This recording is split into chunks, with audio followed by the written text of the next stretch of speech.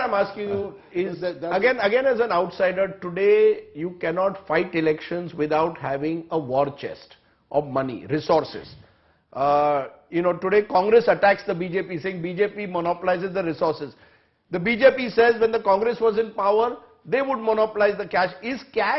Has money power changed politics from your father's generation to Deepender's generation? That is, I tell you, when I was very small, about 52 or 57, a candidate of assembly, he was friend of my father, he was given by party 2,000 something to contest election.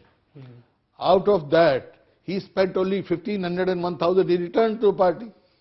So you have to find out people. There are people like that also in this politics. But are they still such people? Today, you can't classify in one thing.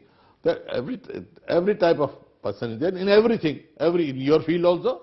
Sure. Everybody can't be Rajdeep Sardesai. Sir, but the fact is that, as times have changed, Deepender, have you found that more difficult? You've come from America, you came to a system which perhaps was very different to what you were used to as a management graduate working in an American business. Is that something that frustrates you? That if you have to fight elections in India today, you have to do, as I said, Sam, Dam, Danda, Bhed politics. That is what you hear increasingly. My personal election, I have actually been one of those candidates who have relied on the traditional campaigning, very much traditional campaigning, and not overspending by any means. So, but there are a lot of parties, and including the BJP, which is now gone in the overdrive, and even one here is Aam Aadmi Party, and I'm seeing the kind of budget that they are doling out on media, advertisement, and all the other means available.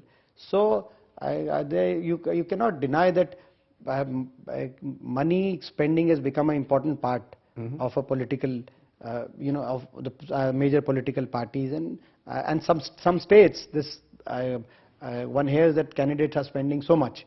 There are certain states which are, and apparently this trend is, catching up across the country. So it is something for the lawmakers to be really concerned about, because see, if this remains unchecked, you look at what has happened with the political parties and the bonds and whatnot. I don't want to get into the debate how BJP is disproportionately getting 70-80% of the money resources of the country today to fight, and then say giving it to its candidates. Then an honest guy, any honest person, an honest candidate, it won't be a level playing field. And that's why this is something which genuinely the lawmakers should be concerned about. But unfortunately, what I see in the top leadership of the country today is basically using the resources to just retain the power.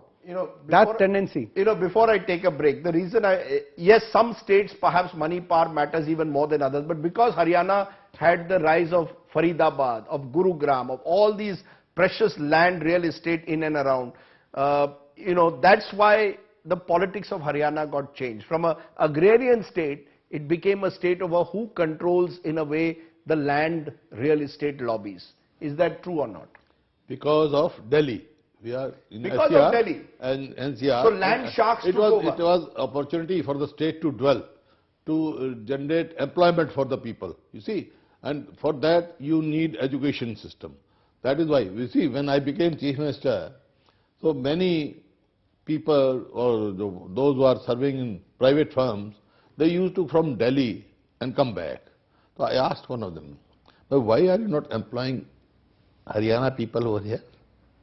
So he said that the quality of education is not there. So it struck me. That is why I created so many universities and so many institutes. Why not?